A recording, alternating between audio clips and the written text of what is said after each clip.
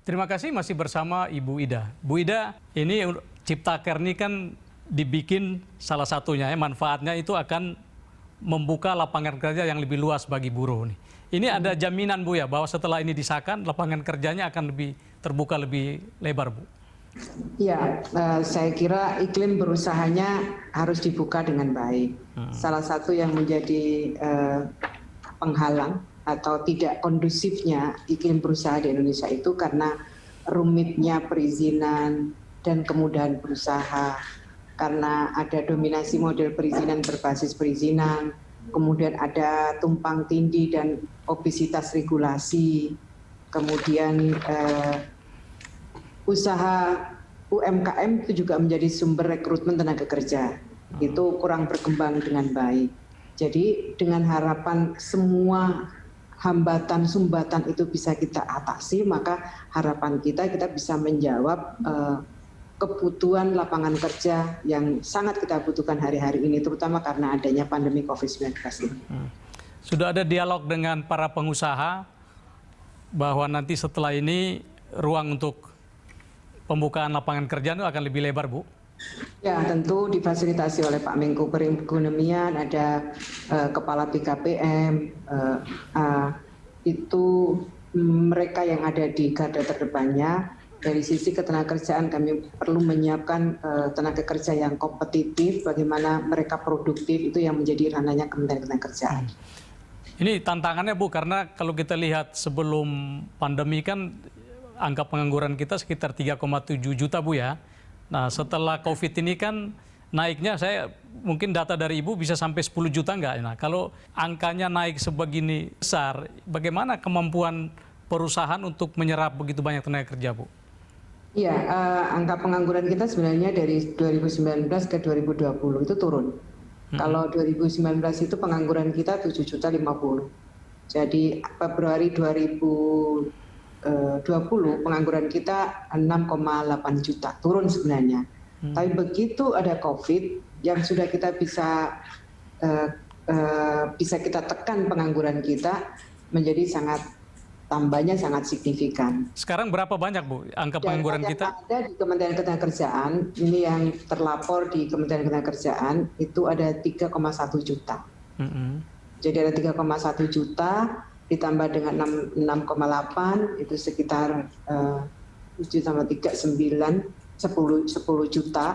Kemudian kita punya angkatan kerja baru setiap tahunnya itu 2,5 sampai 3 juta, jadi kira-kira 12 juta yang membutuhkan lapangan pekerjaan. Nah ini tantangan besar Bu, bagaimana mengakomodir 10 juta lebih plus angkatan kerja baru. Nah ini kan pemerintah berargumen bahwa RUU Ciptaker ini akan membuka lapangan kerja baru. Nah bagaimana nanti bisa menjelaskan ke publik bahwa ini ada manfaatnya bagi pembukaan lapangan kerja baru Bu? Iya, memang jadi undang-undang ini kan, Undang-Undang Cipta Kerja itu kan isinya tidak hanya klaster ketenagakerjaan.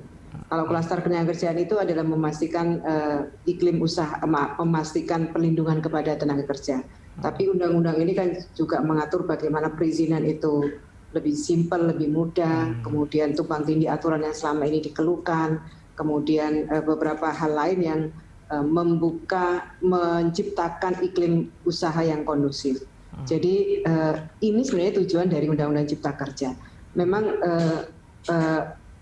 ini kan ada kira-kira ada 12 juta silent people yang mereka tidak punya asosiasi pengangguran, mereka suaranya tidak bisa didengar dengan baik, ya kan?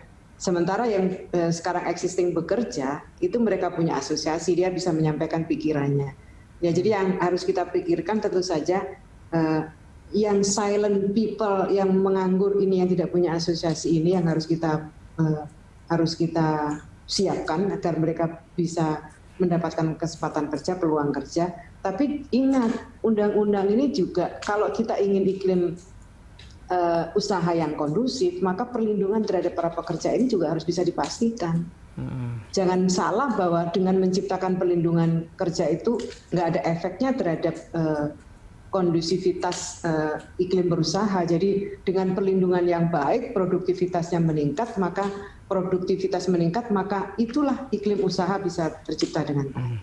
Jadi undang-undang ini tidak hanya berpikir bagaimana karpet merah buat peluang kerja para pengangguran itu didapat, tapi ingat undang-undang ini juga memberikan kepastian perlindungan kepada pekerja. Dua-duanya harus bisa dijaga. Makanya dalam di ketentuan umum Undang-Undang Cipta Kerja ini disebutkan dengan jelas dalam rangka penguatan perlindungan kepada tenaga kerja dan meningkatkan peran dan kesejahteraan pekerja atau buruh dalam mendukung ekosistem investasi. Undang-undang ini mengubah, menghapus, dan menetapkan pengaturan baru ketentuan Undang-Undang 13 2003, Undang-Undang Nomor 40 Tahun 2004, Undang-Undang Nomor 24 Tahun 2011, dan Undang-Undang Nomor 18 Tahun 2017.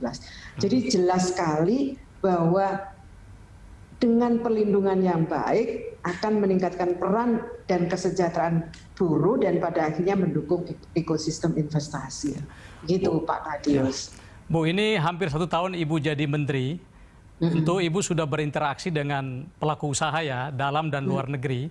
Apa catatan mereka terhadap kualitas tenaga kerja kita ya, sehingga mereka bisa masuk ke investasi ke Indonesia karena memang kualitas kita ini sudah kualitas tenaga kerja kita ini sudah jauh lebih bagus, Bu.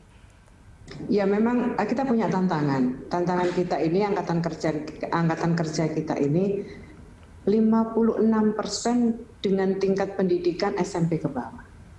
Jadi kan dengan tingkat pendidikan seperti itu pasti kompetensinya juga mengikuti tingkat pendidikannya.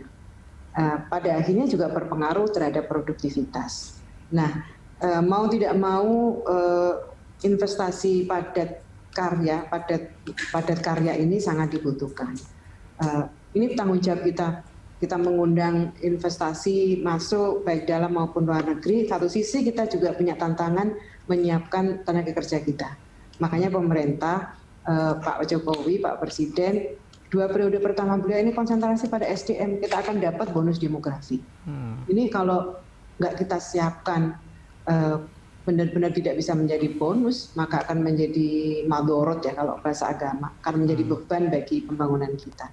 Makanya salah satu di antara yang dilakukan oleh pemerintah adalah fokus pada pendidikan dan pelatihan vokasi.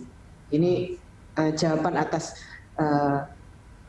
kompetensi dan produktivitas rendah diantaranya adalah pendidikan dan pelatihan vokasi. Kalau Kementerian Ketenagakerjaan kebagian pelatihan vokasi. Di antaranya yang dilakukan misalnya memasifkan pelatihan vokasi melalui program Kartu Prakerja. Ini salah satu yang dilakukan oleh pemerintah. Meskipun tidak di Kementerian Ketenagakerjaan, Kementerian Ketenagakerjaan menjadi bagian yang dikelola oleh Pak Menko, tapi tujuan utamanya apa? Setiap tahun direncanakan, kalau belum COVID ya, kita merencanakan 2 juta para penganggur, mereka yang lagi mencari pekerjaan atau yang sedang bekerja tapi butuh peningkatan kompetensi, butuh upskilling, butuh reskilling,